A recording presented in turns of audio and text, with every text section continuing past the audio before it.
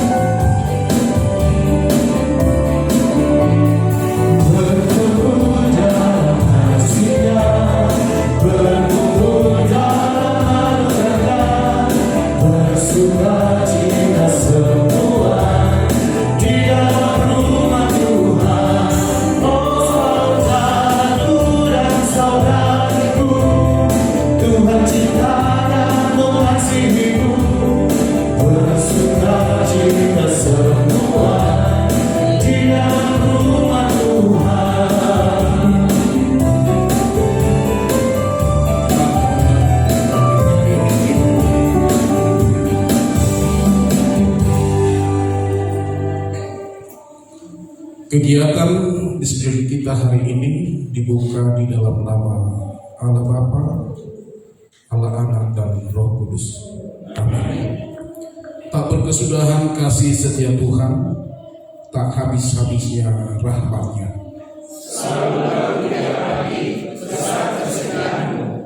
Tuhan adalah bagianku, kata jiwaku. Oleh sebab itu, aku berharap kepada-Nya. Mari kita berdoa. Ya Tuhan, Allah Bapa yang Maha Kuasa, anugerahkanlah dan teguhkanlah iman yang sungguh di dalam hati kami. Teguhkanlah iman kami setiap hari untuk menghadapi berbagai pencobaan. Ajarlah kami untuk mengasihi Engkau dan sesama kami, supaya hidup kami mencerminkan kebaikan dan rahmat-Mu yang besar. Berikanlah juga kepada kami pengharapan yang hidup, agar kami senantiasa bersukacita menantikan kerajaan-Mu dan melakukan kehendak-Mu dalam hidup kami sehari-hari. Di dalam nama Anak-Mu, Tuhan Yesus Kristus.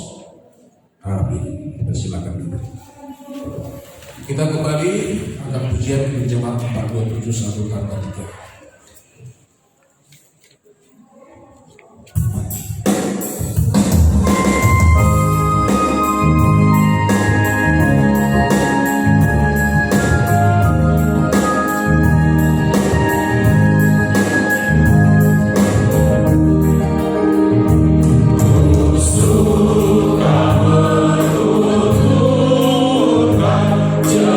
Cerita mulia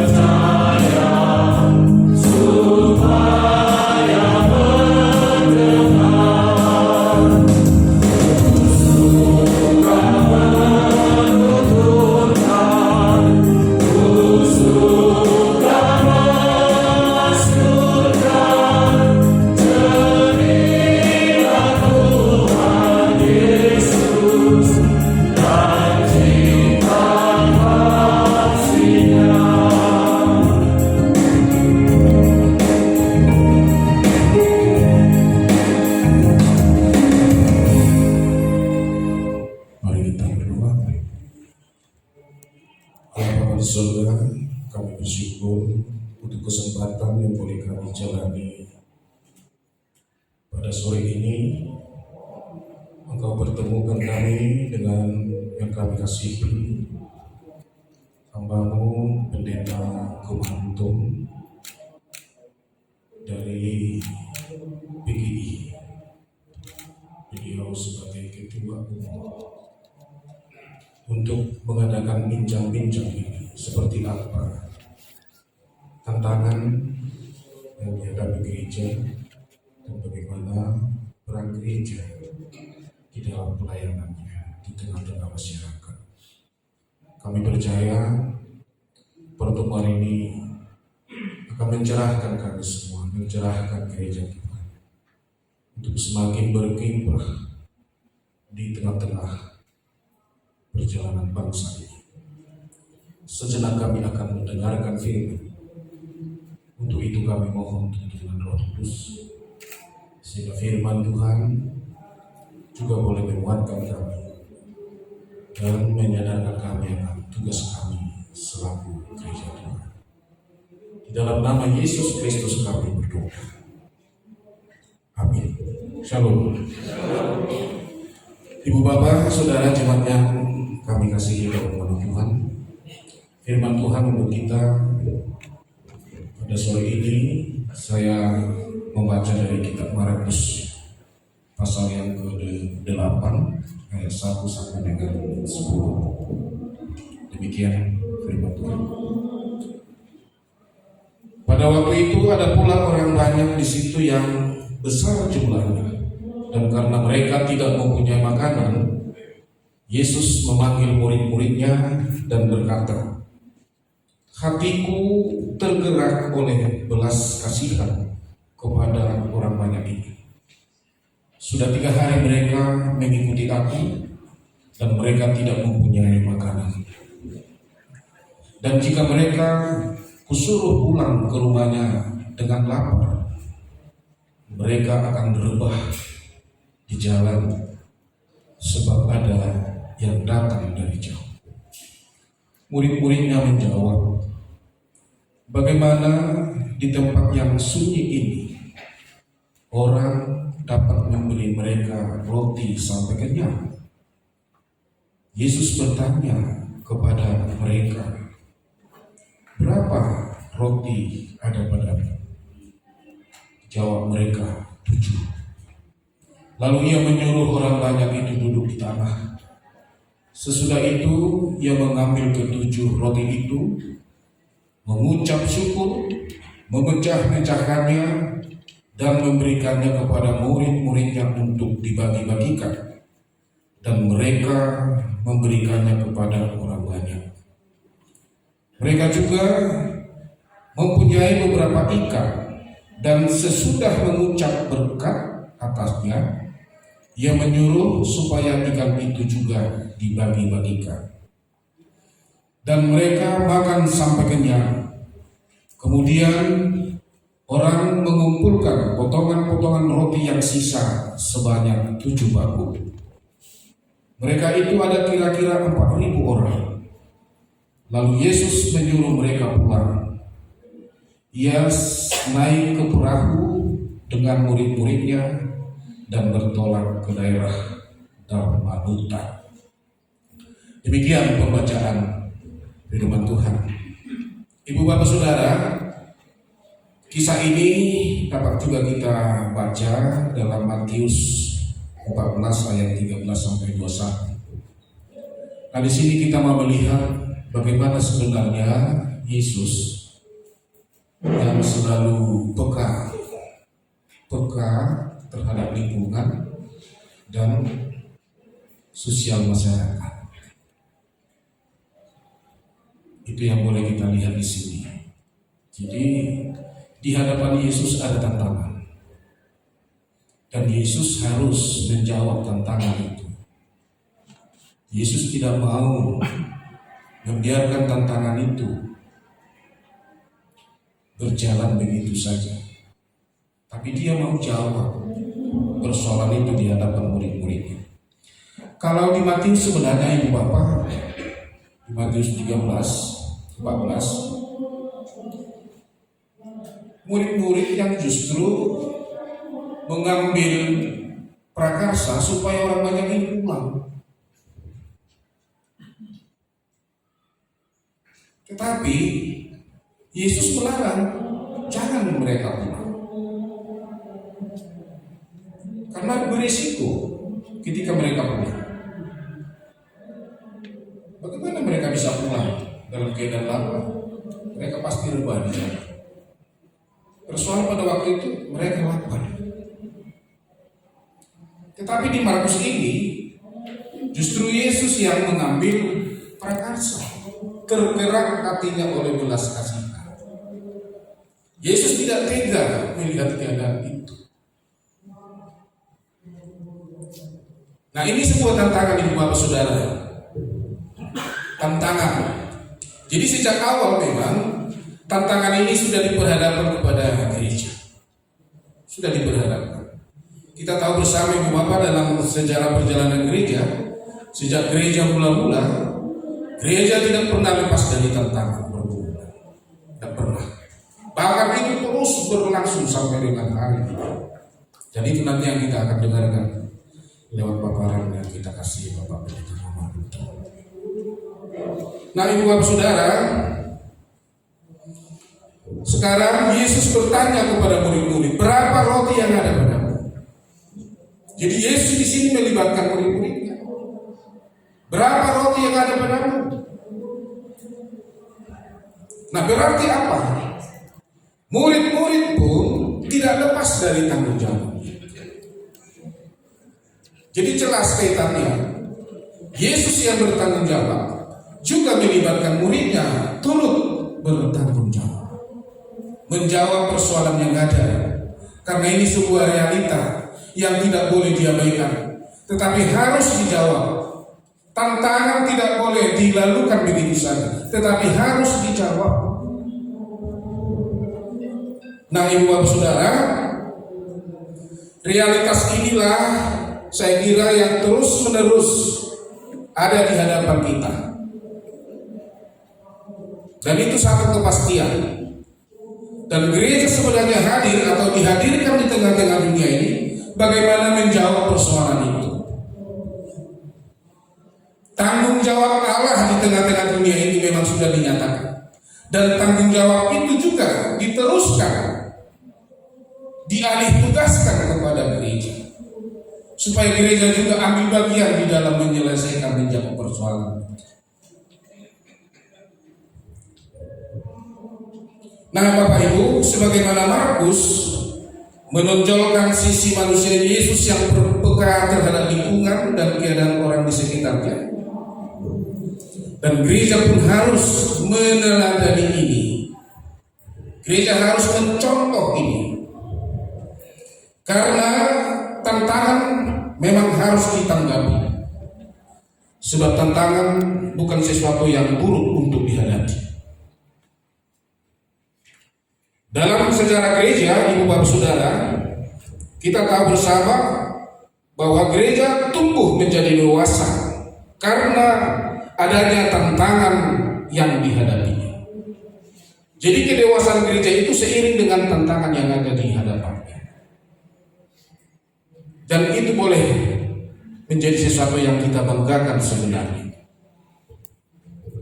Maka dalam hal ini, ibu bapak saudara, pertama yang diingatkan kepada kita lewat firman ini, kita mesti tanggap terhadap tantangan yang ada di sekitar kita. Harus tanggap, jangan diabaikan. Yang kedua, gereja mesti memandang keluar. Gereja mesti memandang keluar. Nah, ketika kita, ibu bapak saudara, hidup kita menjadi sesuatu yang perlu bertanggung jawab pada orang lain atau berbelas kasih, murah hati, maka tantangan selalu muncul, bahkan cenderung terlampau banyak atau rumit. Akan tetapi, ingatlah, bukankah sebuah masalah besar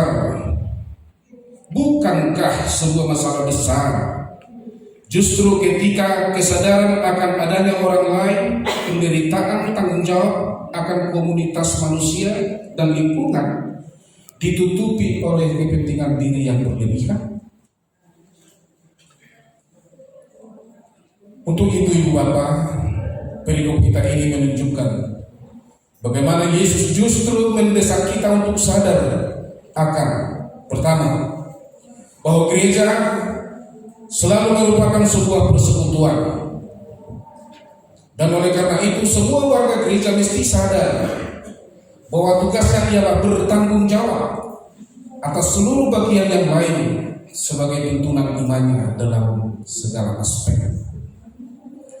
Persoalan gereja universal ialah persoalan gereja lokal, dan begitu saya kira sebaliknya. Menurut Yesus, sumbangsi setiap warga gereja bahkan tidak bergantung kepada jumlah yang bisa diberikan, sebab pemberian yang kurang akan selalu dilipat gandakan. Bagaimana tadi 7 roti bisa mengenyangkan 4.000 orang, kalau di Matius 5.000 orang. Yang kedua, Yesus mengajak semua orang untuk berani mengambil jarak dari dirinya.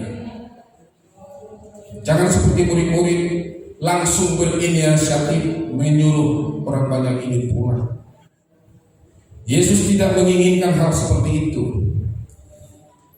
Tetapi Yesus meminta kita supaya mengambil bagian dalam misi Allah di dunia ini dengan cara berpartisipasi dalam gerakan gereja sebagai persekutuan. Dengan demikian, gereja yang selalu merasakan adanya tantangan ialah gereja yang dapat dipastikan sedang bertumbuh dan terus maju, yang terbuka sekaligus berpendirian. Sebagai anggota keluarga gereja, kita mesti sadar akan hal ini, bahwa tantangan adalah jalan satu-satunya. Bahkan cara itu adalah cara gereja berada. Sebab hanya dengan demikian gereja mampu hidup dan saling memberi antar umatnya dan menyumbangkan 7 bakul roti yang lebih itu bagi dunia dan masyarakat umum. Ibu bapak saudara, sungguh indah firman Tuhan ini mengajak kita semua untuk semakin menyadari tanggung jawab kita di mana, bagaimana kita menjawab persoalan yang ada di sekitar kita. Tuhan memberkati. Amin. Kita berdoa.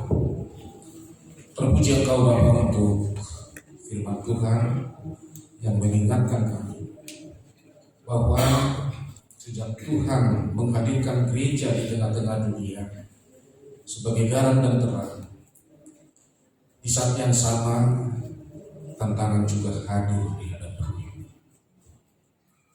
Kami boleh meneladani Kristus yang menjawab persoalan itu dan ambil bagian di dalamnya. Kami percaya Tuhan dapat melipat gandakan apa yang kami punya untuk dibagikan kepada dunia ini, sehingga persoalan yang ada di sekitar kami sedikit banyak boleh terjawab. Terima kasih Tuhan. Firman-Mu nanti akan lebih terdalami ketika paparan dari hamba-Mu Pendeta Komar itu disampaikan kepada kami. Terpujilah Engkau Bapa. Di dalam nama Yesus Kristus kami berdoa dan mengucap syukur. Amin.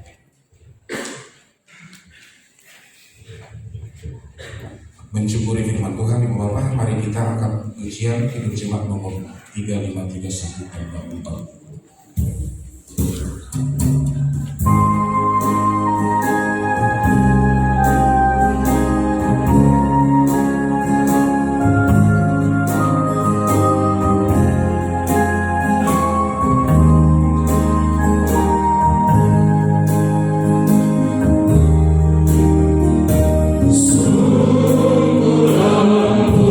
Tuhan Yesus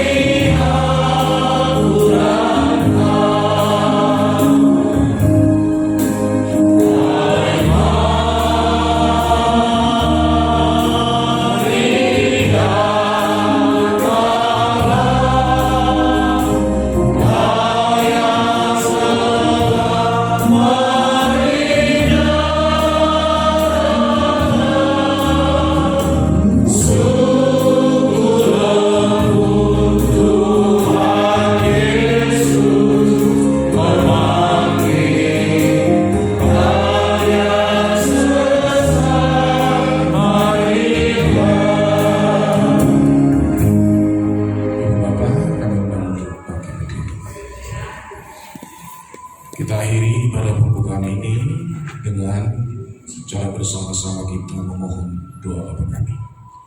Bapa kami yang di surga, dikuduskanlah namamu, datanglah kerajaanmu, jadilah kehendak-Mu di bumi seperti di surga. Berilah kami pada hari ini makanan kami yang secukupnya, dan ampunilah kami akan kesalahan kami, seperti kami juga mengampuni orang yang bersalah kepada kami. Dan janganlah membawa kami ke dalam pencobaan, tetapi lepaskanlah kami dari jahat. Karena Kaulah yang punya kerajaan dan kuasa dan kemuliaan sampai selama-lamanya. Amin. Anugerah dari Tuhan kita Yesus Kristus, kasih setia dari Allah Bapa, serta pertolongan dari Roh Kudus, itulah yang menyertai memberkati Bapak Ibu Saudara-saudara sekalian pada hari ini, esok, sampai selama-lamanya.